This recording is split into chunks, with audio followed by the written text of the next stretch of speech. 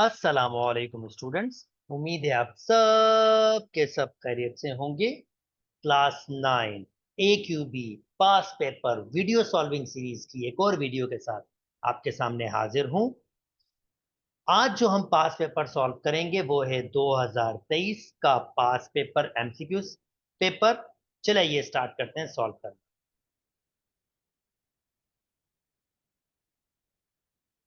Okay जनाब, start करते हैं। पहले क्वेश्चन से कहता है अगर मैं आपको ए सेट ये दे दूं 1 2 3 और ए यूनियन बी 1 2 3 4 5, तो मुझे बता दीजिएगा ये बी सेट, जो बी सेट है, जब ए यूनियन बी आपको ये दिया हुआ है 1 2 3 4 5, तो मुझे बता दीजिएगा। चलो ए सेट में आपको दे रहा हूं 1 2 3, तो किसको पी सेट क्या होगा जिसकी मैंने यूनियन की होगी और आंसर मेरे पास क्या आ गया होगा 1 2 3 4 5। अब ऑप्शन कह रहा है क्या ये बी सेट मेरे पास 3 4 5 था। अगर बी सेट मेरे पास 3 4 5 है तो इसका यूनियन होगा 1 2 3 4 5। बिंगो, बिल्कुल सही। 1 2 3 4 5 जो बिल्कुल इसके बराबर है, ये पॉसिबल हो सकता है। अब कह रहा है क्या ये 1 3 5 होगा, यानी मैं इस सेट को मिटा के सेकंड पे जाता हूं। 1 3 5 1 3 5 1 2 3 5, नो, चार मिसिंग है, ये तो नहीं हो सकता। इसको हम काटा खत्म कर देते हैं दोस्तों। और तीसरा आपके पास सेट दिया हुआ है 4 5। चलें ट्राई करते हैं 4 5, इसको कंबाइन करें तो 1 2 3 4 5, 1 2 3 4 5, बिंगो, बिल्कुल सही। ये भी हो सकता है। इसका मतलब जो ऑप्शन होगा वो 1 और 3, 1 और 3, ये आपका सी ऑप्शन करेक्ट ऑप्शन है। उम्मीद करता हूं दोस्तों आपको बात समझ आ गई होगी। चले जी आगे मूव कर जाते हैं। ओके, नेक्स्ट आपके पास कहता है there are 10 balls in the bag. 10 ball है बैग में। The balls are number as 1 to 10। वो जो बॉल्स है ना, उनको नंबर 1 से 10 दिया गया है। Aman wants to separate the balls in 3 sets, E even, O odd and P prime. यानी भाई उसके पास एक सेट है 1 2 3 4 5 6 7 8 9 10। अब इसमें से वो 3 सेट बना रहा है। इवन नंबर का सेट जो होगा 2 4 6 8 10। ऑड नंबर का सेट जो होगा 1 3 5 7 9। और प्राइम नंबर का सेट जो 2 से स्टार्ट होगा, फिर 3, फिर 5, फिर 7। 7 के बाद कोई और प्राइम नंबर 10 में तो नहीं होगा। प्राइम नंबर वो नंबर होते हैं जो सिर्फ अपने टेबल से डिवाइड होते हैं या 1 से होते हैं। तो 2 ऐसा करता है, 3 भी ऐसा करता है, 5 भी और 7 भी। ऑड नंबर जो 2 से डिवाइड नहीं होते, इवन नंबर जो 2 से डिवाइड होते हैं। तो कहता है the overlapping region of B, O and P represent X. What will contain the ball number S? तो ये X बताना है भाई, X क्या रिप्रेजेंट कर रहा होगा। Odd number, prime number. भाई चले अगर मैं नंबर दूंगा ऑड नंबर और प्राइम नंबर में, ये जो ऑड है और ये प्राइम है, इसमें कॉमन है हमारे पास 3 5 7। तो ऑड और प्राइम में कॉमन है 3 5 7। तो ऑड में जो सिर्फ बचता है 3 5 7 मैंने दे दिया। 3 5 7, तो ऑड में बचता है 1 और 9। और प्राइम में बचता है मेरे पास, क्योंकि मैंने 3 5 7 दे दिया, तो प्राइम में मेरे पास बचता है 2। पर 2 बेसिकली इवन का कॉमन है, तो 2 यहां लिखूंगा मैं।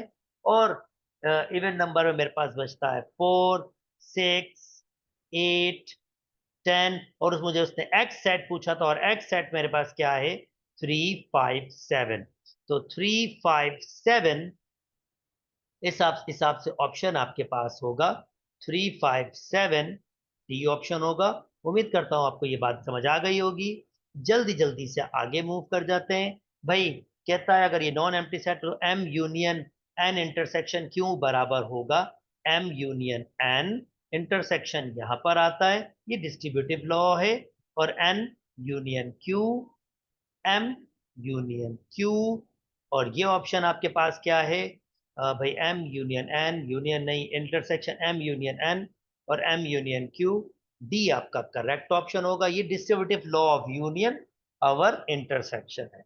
अच्छा जी, जो जगह शेडेड है दोस्तों, बहुत सादी सी बात है, अगर ये जगह शेडेड है तो ये टी और बी का इंटरसेक्शन यानी दोनों का कॉमन है, बी आपका ऑप्शन है। और अगर यूनियन होता दोस्तों तो यूनियन में आपके पास क्या होता? बेसिकली यूनियन में आपके पास दोनों कलर होते, यूनियन में ये दोनों कलर होते।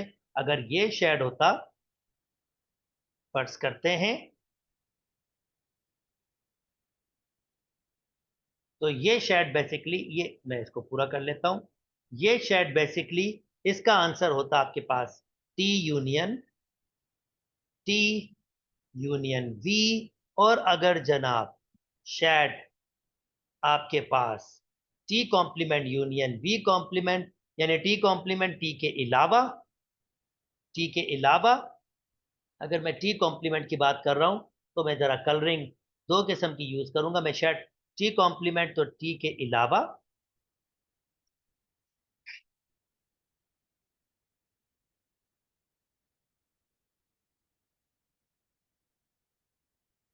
टी के अलावा,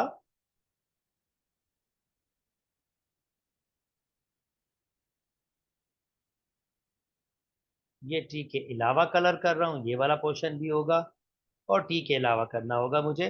और फिर दूसरा मैं कलर चेंज कर रहा हूं ताकि आपकी अंडरस्टैंडिंग हो। दूसरा आपके पास वी कॉम्प्लीमेंट, अब वी कॉम्प्लीमेंट मतलब वी के अलावा, तो ये वी है, वी के अलावा,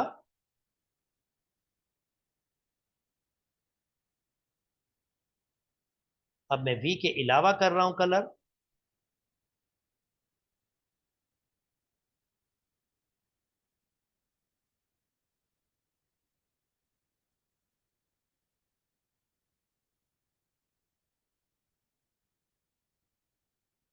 वी के अलावा,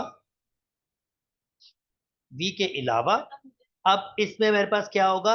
इन दोनों का यूनियन, यानी इन दोनों शेड का यूनियन आपके पास, यानी यूनियन मतलब होता है दोनों को कंबाइन कर देना। कंबाइन करने का मतलब होगा येलो और ये जो दूसरा कलर है, इन दोनों कंबाइन करूंगा तो वो सारी की सारी जगह, तो येलो और ये जो दूसरा कलर, इन सबको कंबाइन, तो इन सब का ये जितना भी शेड हुआ है ये सारा का सारा इसको रिप्रेजेंट करता है। इंटरसेक्शन में क्या होता कि आप दोनों में कॉमन देख रहे होते हैं, कॉमन, तो दोनों में जो कॉमन होता है, जो दूसरा कलर बना है हमारे पास, ये रेड रेड सा जो कलर बना है, रेड रेड सा, ये मेरे पास इसके इंटरसेक्शन का आंसर आता। उम्मीद करते हैं दोस्तों आपको बात समझ आ गई होगी। पर हमारे पास क्योंकि ये बिल्कुल बेसिक सा था, तो ये इंटरसेक्शन का हमारे पास आंसर था। आई होप दोस्तों आपको बात समझ आ गई होगी। जल्दी से ए क्रॉस बी आपके पास दिया हुआ है, तो number of element in A must be, तो जो ए होते हैं वो पहले एलिमेंट्स होते हैं और बी जो होता है वो दूसरे का एलिमेंट्स होता है। तो पहले एलिमेंट्स में मेरे पास क्या क्या मौजूद है? मेरे पास वन मौजूद है, वन वापस रिपीट नहीं करूंगा, सेट में रिपीट नहीं होता, और चार। तो जो पहले सेट में सिर्फ दो एलिमेंट्स हैं, एक और चार, यानी सिर्फ दो एलिमेंट्स है, तो ए आपके पास जो है वो सही होगा। और दूसरे सेट में अगर मुझसे पूछता तो ए बी सी तीन आ रहे हैं, तो दूसरे सेट में मेरे पास तीन एलिमेंट्स होते हैं। आई होप दोस्तों मैंने आपकी बात आपको एक्सप्लेन कर दी है, बात समझ आ रही होगी आपको। अच्छा, कहता है अगर ये ए सेट है और बी सेट है, then one of the binary relation from A to B, binary relation मतलब ए क्रॉस बी करेंगे, और ए क्रॉस बी क्या होगा? भाई जीरो जीरो से कंबाइन होगा, जीरो फोर से कंबाइन होगा, जीरो फिर वन जीरो से कंबाइन होगा, फिर वन फोर से कंबाइन होगा, फिर टू जीरो से कंबाइन होगा, टू फोर से कंबाइन होगा, और थ्री जीरो से कंबाइन होगा, और थ्री फोर से। अब ये मेरा ए क्रॉस बी बन गया। अब बाइनरी रिलेशन क्या होता है? इसका कोई भी सबसेट, जैसे फॉर एग्जांपल रिलेशन वन, कोई भी सबसेट, मतलब ये ले लो खाली, ये ले लो खाली,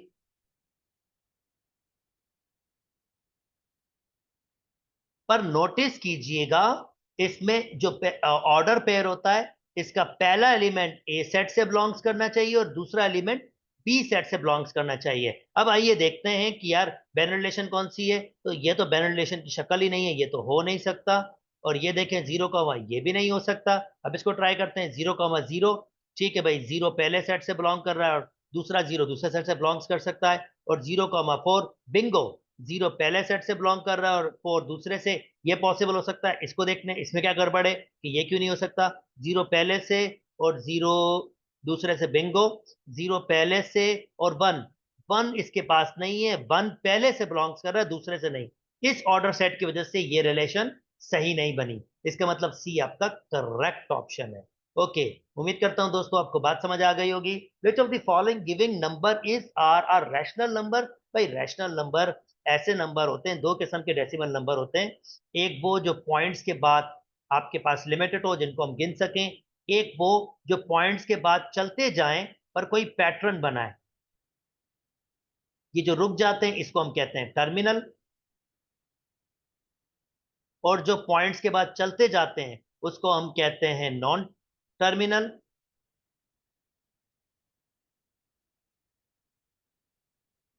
और क्योंकि कोई पैटर्न बनाते हैं तो उसको रिक्वेरिंग कहते हैं, रिक्वेरिंग नॉन टर्मिनल। सो ये दोनों के दोनों होते हैं रैशनल नंबर, यानी रैशनल नंबर क्यू। और जो बाकी बचता है नॉन टर्मिनल नॉन रिक्वेरिंग,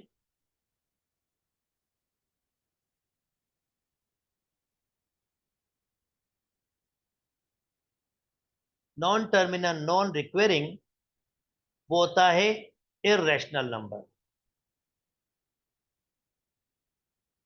और वो कैसे हो सकते हैं, जैसे फॉर एग्जाम्पल 4.56721 कोई पैटर्न नहीं और इनफाइनाइट चलते जाए। तो कह रहा है which of the following giving number is are rational number. भाई पॉइंट्स के बाद डिजिट गिनती कर सकता हूं, 1, 2, 3, 4, 5, 6, 7, 8 टर्मिनल।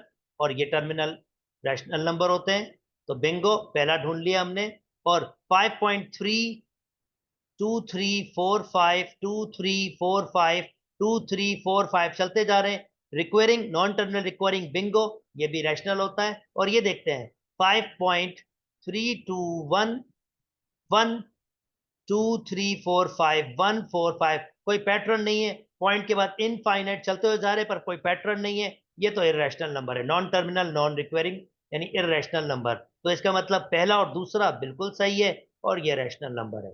उम्मीद करता हूं दोस्तों पूरा कॉन्सेप्ट समझ आ गया होगा। चलें जल्दी जल्दी आगे सॉल्व कर लेते हैं। कहता है 2 पावर 3 मल्टीप्लाई बाय 3 1/3। तो भाई दोनों को पावर दे देते हैं 1/3। ये तो खत्म हो गया। तो इसको लिखने यहाँ पर 2 बच जाएगा और इसको लिखने के लिए हम चाह सकते हैं तो ये 3 पावर ऐसे 3 लिख सकते हैं। तो 3 पावर 3 सी आपका करेक्ट ऑप्शन होगा। ओके दोस्तों, A power N multiply by A power N 3 power और 2n। तो भाई ये ध्यान में रखें, जब बेसिस सेम होती है तो पावर ऐड होते हैं। तो यहाँ पर n और -3n ऐड हो गए। यहाँ आपको माइनस का सिंबल दिख रहा होगा, एडिशन मतलब ऐड और सब्ट्रैक्ट दोनों के दोनों होंगे। अच्छा, नीचे आपके पास a पावर 2n है। तो भाई कितने बच जाएगा हमारे पास, -2n और a पावर 2n। अब इसको मैं, दोनों की बेसिस से मैं इस पावर को मैं नीचे ला रहा हूं। तो ऊपर कुछ नहीं बचता तो फिर 1 बचता है। ये ध्यान में रखिएगा, 1 किसी चीज से मल्टीप्लाई होता है तो ये 1 बच जाएगा। ये नीचे आ जाएगा 2 पावर n। ये चलें अकॉर्डिंग टू ऑप्शंस में ऑप्शन बना लेता हूं, जो ऑप्शन के हिसाब से बनाया गया है। तो मैं वैसे बना लेता हूं दोस्तों, जिसको ऊपर ले जाता हूं a पावर माइनस का 2n। ये पावर ऊपर जाएगा, ये भी नेगेटिव हो जाएगा और ये हो जाएगा a पावर माइनस के 4n। और ये हमारा करेक्ट ऑप्शन हो जाएगा। उम्मीद करता हूं दोस्तों आपको बात समझ आ गई होगी। ओके, Z1 हमारे पास -2 आयोटा, Z2 हमारे पास 5 iota are two complex number, then there product. Just दोनों को मल्टीप्लाई कर दें। -2 5 -10 आयोटा स्क्वायर हो जाएगा और -10 आयोटा स्क्वायर -1 के बराबर होता है, आंसर 10। तो डी आपका करेक्ट ऑप्शन है। जल्दी जल्दी आगे मूव कर जाते हैं। अच्छा जनाब, ये कह रहा है कि मुझे इसको साइंटिफिक नोटेशन में रखें। पॉइंट यहाँ पर है, पॉइंट यहाँ पर आ जाएगा। 1 × 10⁻⁴ 1 2 3 4 5 6 6 और बाकी जो जीरो होंगे उसको इग्नोर कर सकते हैं। ए आपके पास करेक्ट ऑप्शन है। जल्दी से आगे मूव कर जाते हैं दोस्तों। the value of a in the logarithmic equation log 2 radical a is equal to 3 will be। इसका मतलब क्या होता है? इसका मतलब ये होता है, ये log के फॉर्म में लिखा हुआ है, 2 पे 3 पावर दूं, 2 पे 3 पावर दूं तो उसका आंसर आएगा रेडिकल ए। इसका मतलब ये होता है, यानी 2 पे 3 पावर दूंगा तो उसका आंसर आएगा मेरे पास रेडिकल ए। अगर मैं इसको सिंप्लीफाई करूंगा तो ये हो जाएगा 8 रेडिकल ए। और रेडिकल ए को मुझे क्या करना है? सिंप्लीफाई करना है, तो मुझे स्क्वायरिंग बोथ साइड करनी पड़ेगी दोनों तरफ। तो स्क्वायर से रेडिकल कैंसिल हो जाएगा और 8 का स्क्वायर हो जाएगा 64। ए की वैल्यू आ जाएगी, ए की वैल्यू 64 है। उम्मीद करते हैं दोस्तों आपको बात समझ आ गई होगी। चलें जी, log x minus Y upon Z, इसको सिंगल फॉर्म में रिप्रेजेंट करना है हमने। तो पहले डिवाइड है, उसको हम करेंगे माइनस में, ये y था, ये log z, यानी डिवाइड की प्रॉपर्टी है। इसमें दो अलग अलग log लिख के आप इसको z लिख देंगे और कोई बेस नहीं होगी दोस्तों, तो आपको ध्यान में रखनी होगी ये 10 बेस होती है, तो ये फिक्स है, 10 बेस को लिखते नहीं है, आपकी मर्जी है। और दोस्तों इसके बाद अब ये दो मैंने इसको इसमें लिख दिया है। अब इसके बाद x माइनस वाई, ये प्रोडक्ट में नहीं है, ये सब्ट्रैक्शन में। अगर प्रोडक्ट में होता तो मैं इसको प्लस में लिखता, तो इसका मतलब मुझे इसको यहीं तक रखना होगा और सी आपका करेक्ट ऑप्शन होगा। ये माइनस, बिल्कुल सी आपका करेक्ट ऑप्शन होगा। अच्छा जी, नेक्स्ट मूव कर जाते हैं दोस्तों। कहता है 1 प्लस लॉग 2 32 और दिस वन किसके बराबर होगा? 1 मैंने वैसे ही लिखा, और लॉग 2 32 को लिख सकते हैं जनाब 2 पावर 5 माइनस लॉग 2, 1/8 को लिख सकते हैं 2 पावर 3। ओके, नेक्स्ट 1 प्लस ये 5 पावर पहले आ जाएगा, लॉग 2 5 पावर पहले आ गया, माइनस लॉग 2, इसको मैं ऊपर ले जा सकता हूं 1 मल्टीप्लाई बाय माइनस के 3। 1 किसी भी चीज से मल्टीप्लाई करता कुछ फर्क तो पड़ता नहीं है। जब बेस और नंबर सेम हो तो ये 1 के बराबर होते हैं। 1 मल्टीप्लाई बाय 5 1 जा माइनस लॉग 2, 1 से मल्टीप्लाई हो कोई फर्क नहीं पड़ेगा, ये वैसे ही रहेगा। तो ये हो जाएगा हमारे पास 6 माइनस माइनस 3 पहले आ जाएगा, तो ये प्लस का 3 हो जाएगा, साइन चेंज कर देगा, लॉग 2 2। और ये अभी बताया था मैंने 1 के बराबर होता है, तो 3 1 जा 3, 6 और 3 आंसर आएगा 9। इसका मतलब ए इसका करेक्ट ऑप्शन है। अच्छा खासा बड़ा एमसीक्यू दिया था, एक एमसीक्यू के हिसाब से। चले नेक्स्ट आता हूं, द एक्सप्रेशन ये किसके बराबर होगा? ओके, लॉग ये मैंने 9 को लिख दिया 3 पावर 2 और ऊपर पावर दिया हुआ मुझे 1/3, तो लॉग 3 पावर के ऊपर पावर होता है, पावर आपस में मल्टीप्लाई करता है, लॉग 3 ये हो जाएगा 2/3। अब पावर पहले आ जाएगा, लॉग 3 2/3 लॉग 3, 2/3 लॉग 3, सी आपका करेक्ट ऑप्शन है। उम्मीद करता हूं आपको दोस्तों बात समझ आ गई होगी। अच्छा, अब अलजेब्रिक एक्सप्रेशन में आ रहा है। Algebraic expression, this one is a polynomial if and only if m and p belongs to the set of non negative integer, यानी कि होल नंबर से बिलोंग्स करते हैं।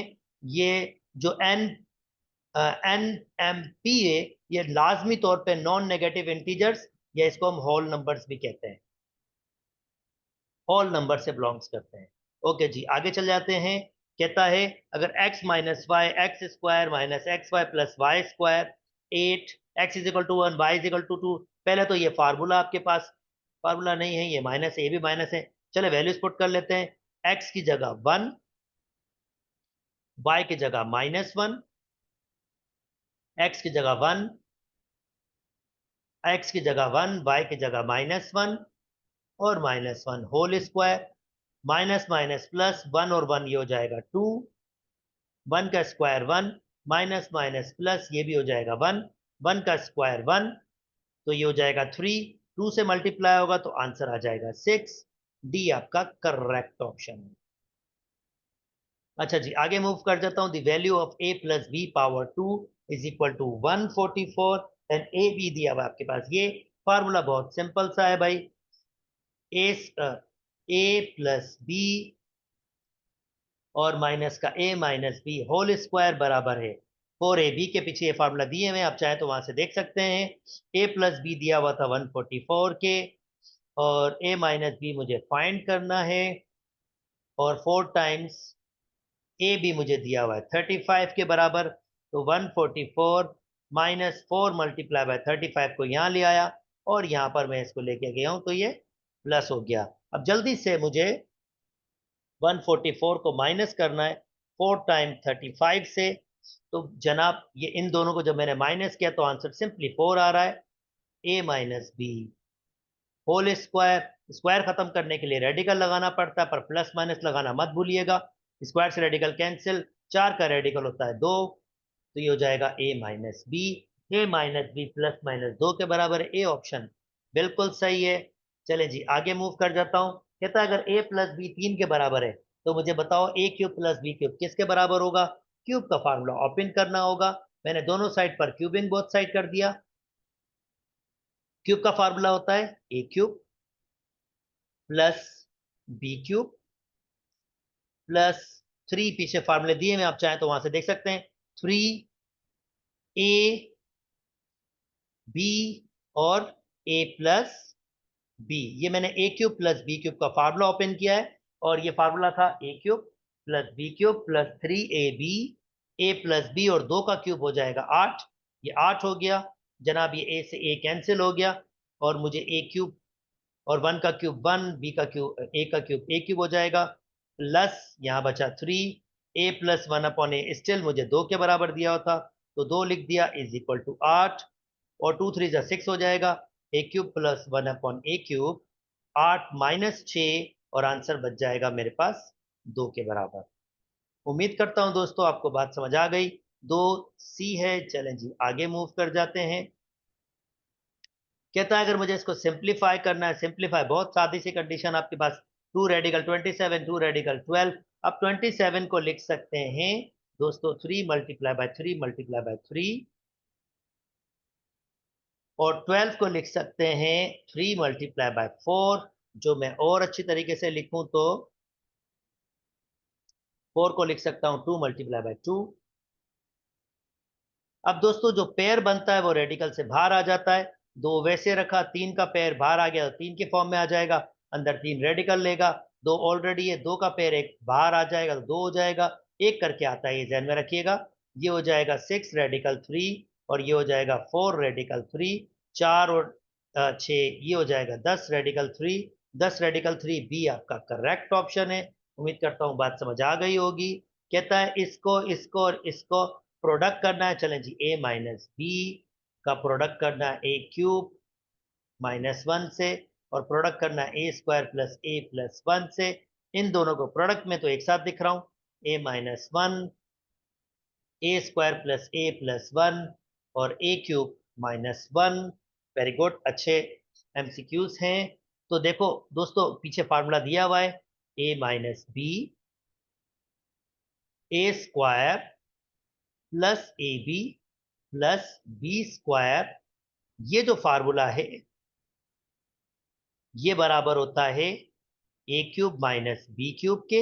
यानी मैंने आपको सिर्फ ये दिखाया, देखें यहाँ पर ए दिया हुआ है, बी की वैल्यू 1 दी हुई है, और ए का स्क्वायर ए स्क्वायर होगा, और ए बी को मल्टीप्लाई करेंगे यानी 1 को मल्टीप्लाई करेंगे बी से तो सिर्फ ए ही आ जाएगा, और 1 का स्क्वायर 1, यानी ये फार्मूला लग रहा है। तो इसमें मैं फार्मूला लगा रहा हूँ इस इन दो टर्म्स में, और लिख रहा हूँ ए क्यूब माइनस बी क्यूब। ए की वैल्यू 1 है और बी की वैल्यू, ए की वैल्यू ए है और बी की वैल्यू 1 है, तो मैं फार्मूला लगा रहा हूँ ए की जगह ए ही, और बी की जगह 1 1 का क्यूब, क्योंकि ए किसके बराबर होता है ए क्यूब बी क्यूब, और जो उसके साथ था उसको मैंने ऐसे ही रख दिया।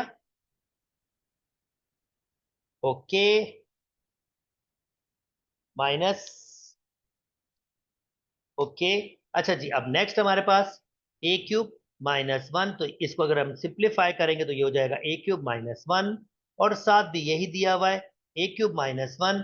इसका मतलब दो ब्रैकेट बिल्कुल सेम है, तो मैं उस पर 2 पावर भी लगा सकता हूँ। ए क्यूब माइनस 1 भी अच्छे एमसीक्यूज हैं, इसका सेकंड ऑप्शन है। Very very very interesting MCQs, मजे के एमसीक्यूज हैं। अच्छा जी, the complete factorization from the expression, इसका फैक्टराइजेशन करना है। तो देखें x प्लस वाई, और इस टर्म में भी x प्लस वाई कॉमन है, तो मैंने x प्लस वाई कॉमन ले लिया।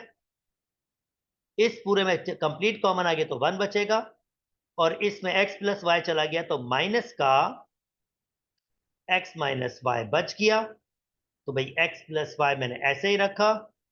1 माइनस से मल्टीप्लाई करेंगे तो minus x, plus y sign change हो जाएगा। Okay, x plus y minus x plus y, तो इसका मतलब डी आपका करेक्ट ऑप्शन है।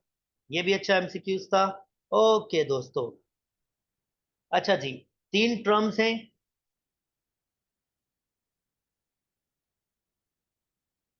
अब ये कैसी टर्म्स नजर आ रही हैं, देखिए जी, A square 2 A B B whole square बराबर होता है A plus B whole square. Notice करिए, 1/p⁴ को लिख सकता हूं 1/p² होल स्क्वायर, ये मैंने ए की वैल्यू बनाई। और थोड़ी जगह छोड़कर 1 को लिख सकता हूं 1 का स्क्वायर, ये मैंने बी की वैल्यू बनाई।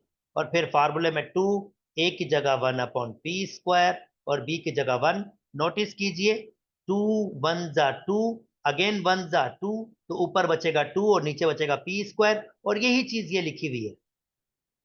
और 1 का स्क्वायर 1 हो जाएगा। तो दूसरे अल्फाज में ये लिखा हुआ है a² plus 2ab plus b², जो किसके बराबर होता है a plus B whole square. a की वैल्यू हमारे पास है 1/p², और प्लस साइन इसकी वजह से, और b की वैल्यू हमारे पास है 1 होल स्क्वायर। और ये मेरा आंसर है, इसका मतलब ए मेरा करेक्ट ऑप्शन है। ओके जी, नेक्स्ट मूव कर जाते हैं ऑन फैक्टराइजेशन। फैक्टराइजेशन करनी है, चलें जी कर लेते हैं। x², इसको माइनस से मल्टीप्लाई करेंगे -2x प्लस 1। दोस्तों ये वही वाली बात आपके पास आ रही है, चाहे तो बिल्ट ब्रेकिंग कर सकते हैं, चाहे तो फार्मूले में यूज कर लें। ये देखें, अभी थोड़ी देर पहले बताया था a² -2, अब की बार माइनस वाला फार्मूला लगा रहा हूं, 2ab plus B whole square किसके बराबर होता है a minus B whole square के। नोटिस कीजिए, यहां पर a की वैल्यू x है और b की वैल्यू वही 1 जो पिछली बार भी थी, और फिर माइनस फार्मूले का 2, a की वैल्यू x और b की वैल्यू 1। नोटिस कीजिए, x का स्क्वायर एक्स स्क्वायर, 2x 1 जा वही 2x, 1 का स्क्वायर 1, यानी ये टर्म जो लिखी हुई ये लिखा हुआ है a², ये लिखा हुआ है 2ab और ये लिखा हुआ है b², और ये किसके बराबर होता है a minus B whole square. a की वैल्यू x और b की वैल्यू 1, और इसका साइन माइनस है होल स्क्वायर, इसको 2 दफा लिख सकते हैं x-1 और ए आपका करेक्ट ऑप्शन है। अच्छा जी, आगे मूव कर जाते हैं दोस्तों। The expression t³ -3t² plus 3t-1, हमने इसको सिंप्लीफाई करना है। अगेन आपके पास क्यूब की कंडीशन है, ये देखिए मैं इस क्वेश्चन को लिख रहा हूं और फार्मूला स्टिल आपके पास डिस्प्ले कर रहा हूं।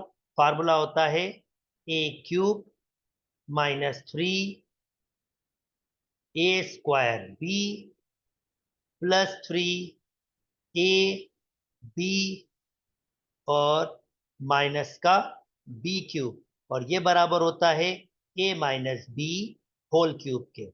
अब देखें, नोटिस करें, t³ a³ तो भाई a की वैल्यू t है, और आखिर में जाएंगे b की वैल्यू देखें -1। चलें जी, इसका मतलब माइनस b की वैल्यू 1 है, 1 का क्यूब। अब फार्मूले में 3a² b -3a की वैल्यू t है, स्क्वायर b की वैल्यू 1। नोटिस करें, मल्टीप्लाई करूंगा 3t², यही लिखा हुआ माइनस का, माफ कीजिएगा, तो बिल्कुल -3t² है। अब 3t, ओके, 3a की वैल्यू t है, b की वैल्यू 1 का स्क्वायर। अब इसको सिंप्लीफाई करूंगा, 1 का स्क्वायर 1 होगा, तो 3t, यही 3t वापस आ जाएगा। इसका मतलब क्यूब का फार्मूला है, तो मैं लिखूंगा a minus B whole cube. तो जनाब, a की वैल्यू है t और b की वैल्यू है 1, और माइनस, क्योंकि माइनस मौजूद है तो माइनस होल क्यूब। और इसको चाहें तो आप 3 दफा लिख सकते हैं, पर इन्होंने ऐसे ही लिखा हुआ है, तो ए आपका करेक्ट ऑप्शन है। All the giving option, all the zeros of a polynomial except, अच्छा भाई अब इसका जीरोस कह रहा है कि इसमें जो पॉलिनोमियल दिया हुआ y, y minus one, y minus two, y minus three, basically इसके जीरोस क्या होंगे, ये वाई की वो वैल्यूज होंगी जिसके लिए ये बिल्कुल जीरो हो जाए, यानी रिमाइंडर आपका जीरो हो जाए। तो पहला set y is equal to zero, अगर मैं y is equal to zero put करूंगा, जैसे यहां पर देखें y की जगह जीरो पुट करूंगा, तो नोटिस कीजिए zero, zero minus one, zero minus two, zero plus four, क्योंकि जीरो से मल्टीप्लायर होता है सारा का सारा खत्म हो जाएगा और ये जीरो हो जाएगा, तो इसका मतलब इसका पहला फैक्टर आपका जो होगा वो y is equal to zero होना चाहिए। तो इसने कहा था एक्सेप्ट वो जो फैक्टर ना हो, तो भाई जीरो तो इसका फैक्टर है, इसका मतलब ये ऑप्शन नहीं हो सकता। आगे ट्राई करते हैं, अगला फैक्टर देखते हैं इसका दोस्तों। ओके, अगला फैक्टर आपके पास क्या दिया हुआ है, y minus one. Okay, y minus one को सेट करें जीरो के बराबर, y is equal to one, ये इसका फैक्टर होगा। अब देखें, मैं अगर इसमें पुट करूंगा y की जगह वन, तो one, one minus one, one minus two, one plus four, क्योंकि वन माइनस वन जीरो हो जाएगा तो वो इस सबको भी जीरो कर देगा, इसका मतलब वन फैक्टर है। तो भाई ये भी हमारा आंसर नहीं हो सकता, क्योंकि इसने कहा था हमने क्या देखने जो इसको जीरोस ना बनाए, ये सब तो इसको जीरोस बना रहे हैं। चलें जी तीसरे पे मूव करते हैं दोस्तों। इसी तरीके से दोस्तों, जब मैं y minus two is equal to zero करूंगा, तो y is equal to two भी फैक्टर होगा, और अगर मैं y plus four is equal to zero करूंगा, तो y is equal to minus four भी फैक्टर होगा। तो भाई टू और माइनस फोर फैक्टर है, टू फैक्टर है, तो ये भी नहीं हो सकता, माइनस फोर फैक्टर है, पर यहाँ प्लस फोर दिया हुआ है, तो इसका मतलब ये हमारा करेक्ट ऑप्शन होगा, क्योंकि ये हमारा फैक्टर नहीं है। उम्मीद करते हैं दोस्तों आपको बात समझ आ गई होगी। चलें जी, द पॉलिनोमियल दिस वन, ये एक polynomial is divisible by a linear factor, leave a reminder minus one as a reminder, one of the linear factor in this case, यानी अब देखें सादा अल्फाज में वो आपसे ये कह रहा है, वो आपसे रिमाइंडर थ्योरम्स की बात कर रहा है। रिमाइंडर थ्योरम क्या होता है ये समझ लीजिए। फर्स्ट करते हैं, आठ को डिवाइड करूंगा तीन से, तो दो दफा डिवाइड करना होगा, छह, आंसर दो आएगा। तो रिमाइंडर थ्योरम क्या कहता है, डिवाइडेंट आठ बराबर हो सकता है डिवाइजर तीन, क्वोशंट दो, प्लस रिमाइंडर दिस वन। तो आठ आप देख सकते हैं, छह और दो आठ बराबर हो जाएगा। ऐसे ही पॉलिनोमियल में भी आपके पास होता है, ये रिमाइंडर थ्योरम यूज हो सकता है।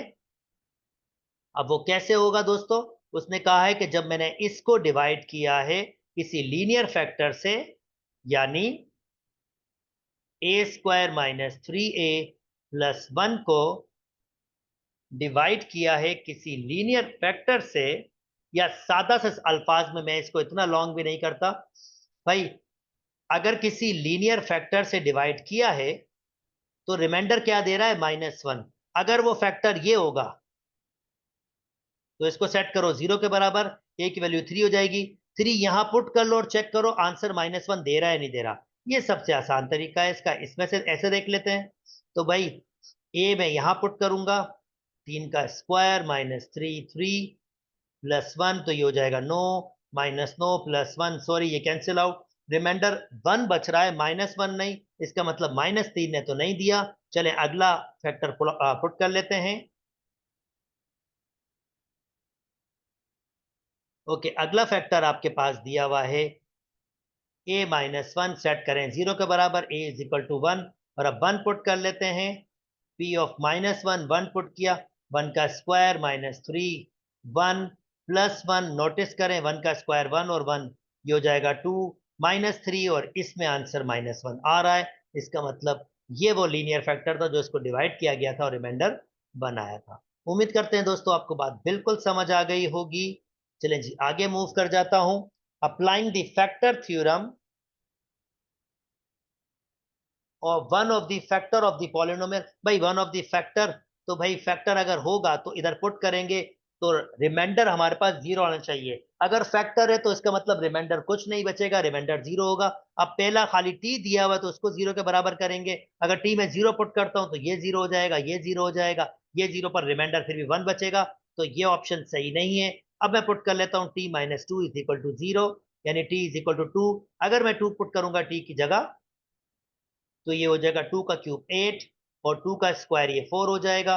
ये माइनस टू प्लस 1 तो कितना हो जाएगा हमारे पास 8 माइनस 6 प्लस 1, तो 8 और 1 9, 9 में से आपके पास कितना जाएगा -6, तो -3 बिल्कुल नहीं, 0 नहीं बना रहा, तो ये भी हमारे पास सही ऑप्शन नहीं है।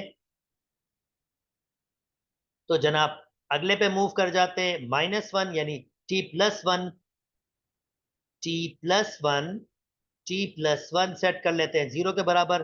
टी की वैल्यू -1 पुट कर लेते हैं दोस्तों, तो -1 का क्यूब -1, अब -1 का स्क्वायर आपके पास +1 हो जाएगा, और यहाँ भी -1 और +1, नोटिस करते हैं -1 माइनस माइनस ये 1 हो जाएगा, क्योंकि -1 का स्क्वायर पॉजिटिव हो जाएगा, फिर भी माइनस बाहर है, माइनस माइनस ये +1 हो जाएगा, +1, 1 से 1 कैंसिल, 1 से 1 कैंसिल, रिमाइंडर 0। बिंगो, सी आपका करेक्ट ऑप्शन है।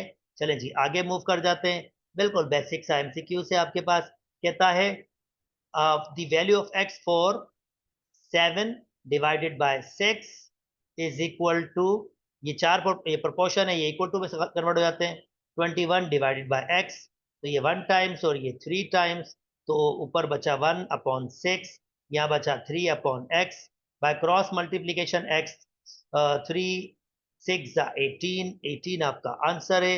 चलें जी आगे मूव कर जाते हैं।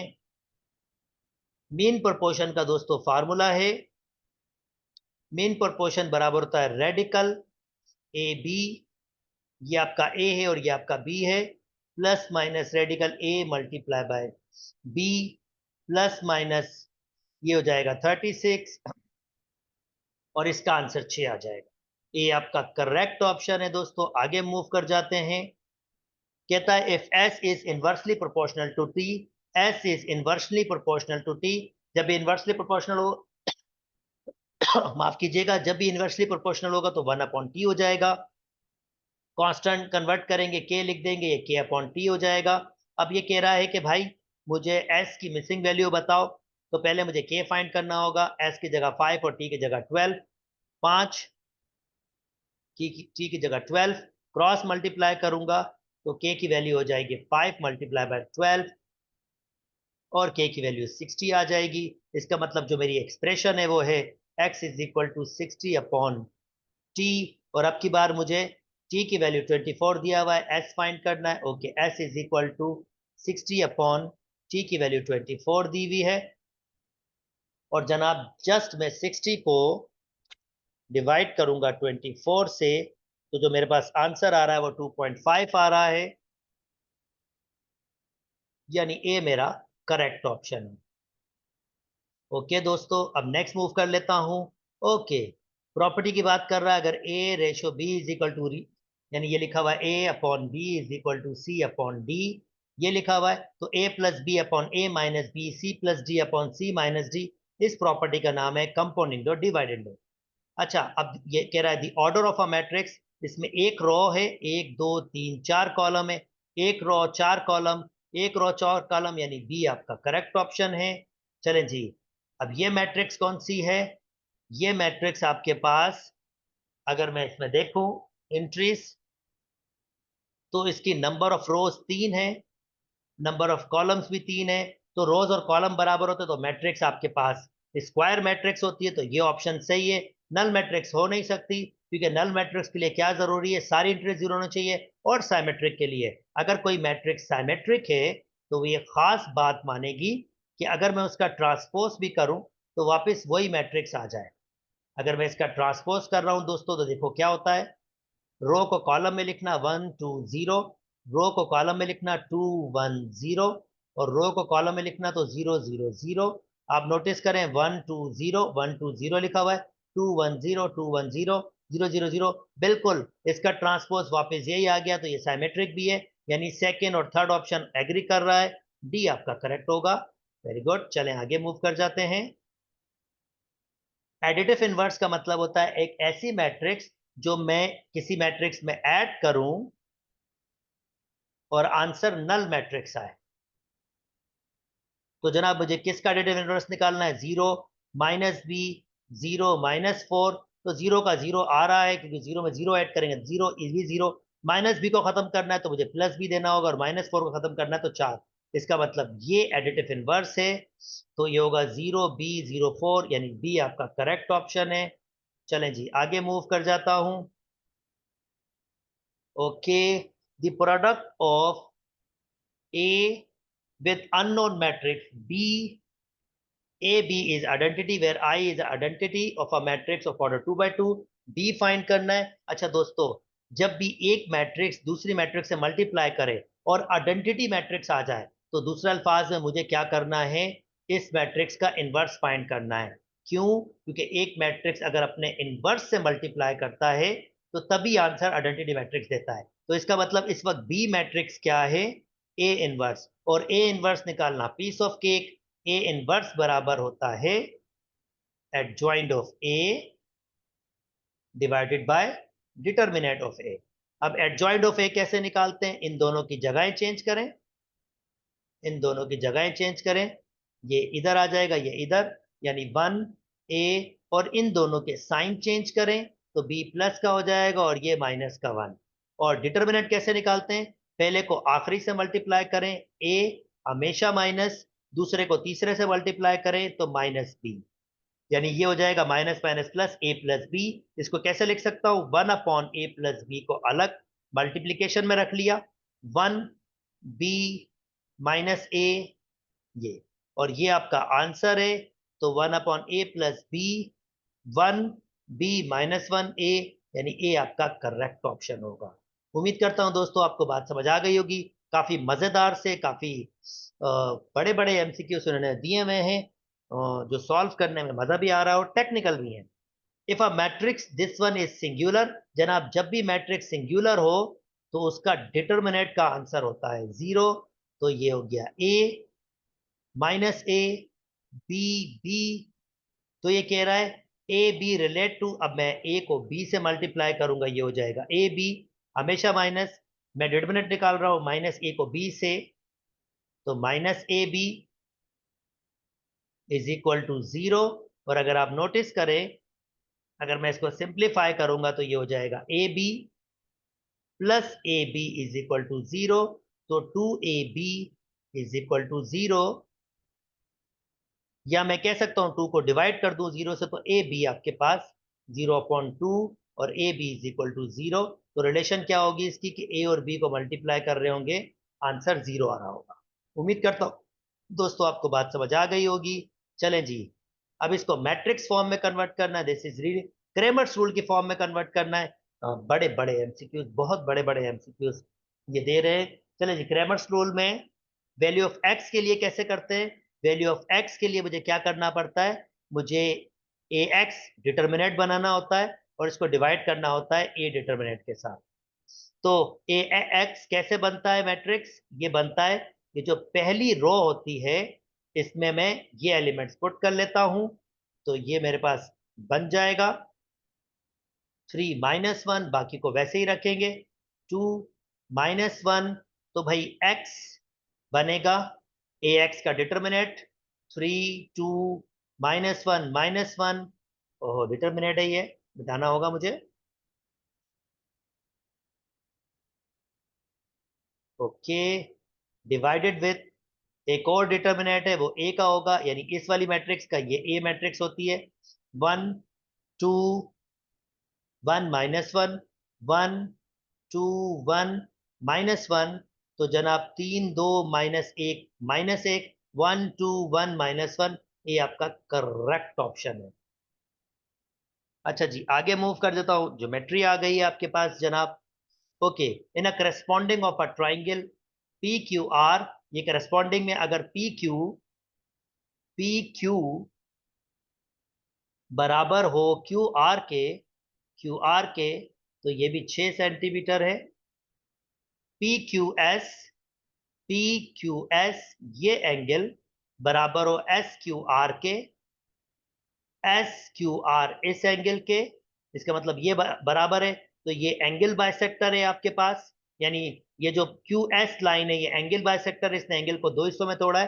Then show giving diagram, find the value of x, x की वैल्यू फाइंड करनी है। थ्योरम हमारे पास है, अगर कोई आपके पास लाइन एंगल बाइसेक्टर हो और साइड को दो हिस्सों में तोड़ रही हो, जैसे चार और एक्स में अपोजिट साइड को तोड़ा है, तो हमारे पास थ्योरम है, इसका इसके साथ रेशो 6/6 बराबर आपके पास होगा इसका इसके साथ रेशो 4/x के।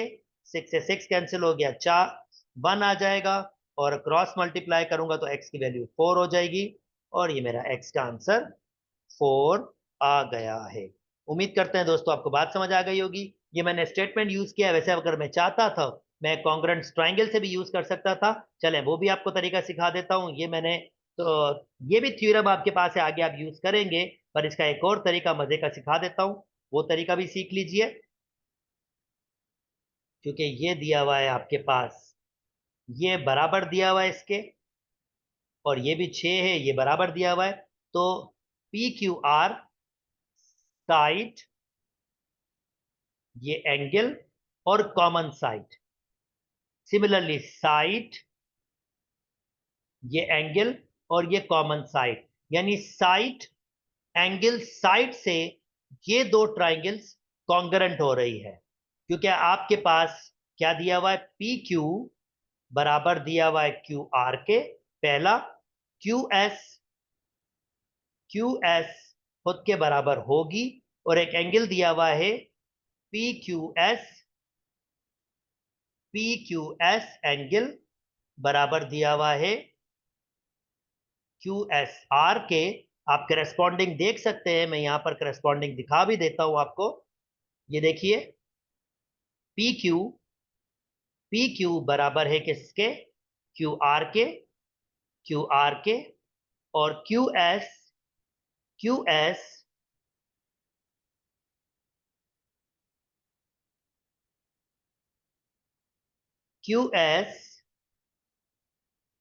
क्यू एस बराबर है क्यू एस के, और एंगल क्या दिया हुआ, पी क्यू एस बराबर है एस क्यू आर, या आर क्यू एस, एक ही बात है, दोनों लिख सकते हैं आप, बराबर हैं। तो ये साइड गिविंग है, उसका इंक्लूडिंग एंगल गिविंग है, और साइड गिविंग है, ये बराबर दिए हमें, तो इसका मतलब ये साइड एंगल साइड से दो ट्राइंगल कॉन्ग्रुएंट हैं।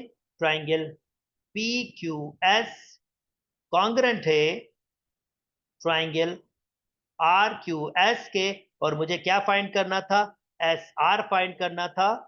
एस आर वो किसके बराबर होगा, एस पी के, एस पी क्योंकि ये भी 4 है तो फिर इसको भी 4 होना चाहिए। तो मैंने दोनों तरीकों से आपको बताया, जो दो तरीके लग सकते थे, दोनों तरीकों से मैंने आपको आंसर दे दिया। अच्छा जी, नेक्स्ट मूव करता हूं। कहता है ये करस्पॉन्डिंग में कॉन्ग्रुएंसी दे दिए है, तो कह रहा है then the value of x, x find करना, एक्स है एंगल बी, तो एंगल बी बराबर होगा एंगल एफ के।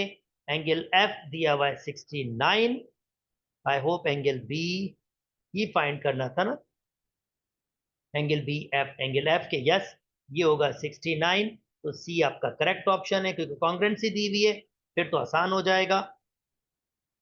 ओके, आगे मूव करता है, consider the triangle ABC such that E F R the mid point. अगर दोस्तों मिड पॉइंट दिया हुआ तो मिड सेगमेंट का थ्योरम आपके पास है कि अगर ये जो लेंथ है, अगर 2a दी हुई है, तो ये इस लेंथ के डबल होगी, डबल यानी 2 टाइम्स ऑफ 2a होगा। अगर ये हमसे क्या फाइंड करवा रहा है, हमसे length of BC, okay BC आपके पास बराबर होगा 4a के। ये स्टेटमेंट के हिसाब से शर्त ये कि ये मिड सेगमेंट होनी चाहिए। ओके, डी आपका करेक्ट ऑप्शन है। आगे मूव कर जाता हूं। In the giving triangle ABC the point DEF are the mid point of, ये mid point of side DEF, ये मिड पॉइंट है। तो बच्चों अगर एक वर्टेक्स से कोई लाइन स्टार्ट हो और अपोजिट के मिड पॉइंट पे मीट करे, तो इन लाइंस को हम कहते हैं मीडियन, यानी ये लाइन कहलाती है मीडियन। तो हमसे क्या कह रहा है, the line segment a this one are called बिल्कुल मीडियन होती है और इसके मीटिंग पॉइंट को हम कहते हैं सेंट्रॉइड। ओके, आगे मूव कर जाते हैं जनाब। Next statement, in a giving figure AC is the angle bisector. Angle bisector मतलब ये एंगल इसके बराबर है, AC एंगल बाइसेक्टर है of this one. BAD, BAD का एंगल बाइसेक्टर है। तो जब भी एंगल बाइसेक्टर हो दोस्तों, प्रॉपर्टी क्या होती है, एंगल बाइसेक्टर पर कोई भी पॉइंट हो, फॉर एग्जांपल ये C पॉइंट है, तो ये साइड की परपेंडिकुलर डिस्टेंस इनका बराबर होता है। तो अगर ये A है तो ये भी A होगा। फॉर एग्जांपल अगर यहां पर भी होता कोई और 90 का एंगल होता, और यहां पर भी कोई होता और 90 का एंगल होता, फर्ज करते हैं ये अगर आपके पास होता A/2, तो ये भी डेफिनेटली A/2 ही होता। तो जनाब इसका आंसर आपके पास होगा A, यानी कि यही फाइंड करना था, CD फाइंड करना था। CD, C से D, यस ये A के बराबर है, बिल्कुल बी ऑप्शन बिल्कुल करेक्ट होगा। अच्छा जी, अगली थ्योरम पे मूव कर जाते हैं। In a given triangle, if PQR and S are a distance of a point X from L, S from L, then the shortest distance, बच्चों ध्यान में रखना, shortest distance हमेशा perpendicular distance होता है, यानी 90 वाला। तो ये distance R है, इसका मतलब R आपके पास करेक्ट ऑप्शन होगा। अच्छा जी, ये मैंने अभी पहले में भी आपको एक्सप्लेन किया था कि अगर BD एंगल बाइसेक्टर है तो आपको X/Y फाइंड करना है। तो भाई 2/4 बराबर होगा X/Y के, तो 1/2 बराबर होगा X/Y, मैंने रेशो के फॉर्म में रख दिया। तो 1/2 मतलब बी आपका करेक्ट ऑप्शन है।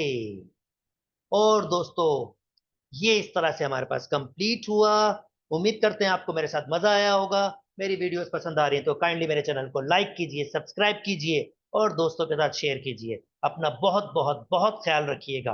अल्लाह हाफ़िज़।